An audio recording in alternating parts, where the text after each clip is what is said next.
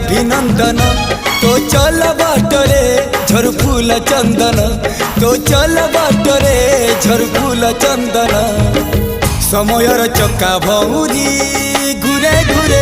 फुले कांदनालो चढ़ीबु तू फूल सवारी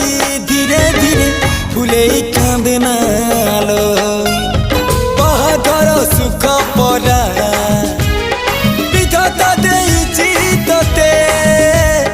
विरह वेदना सब सहिब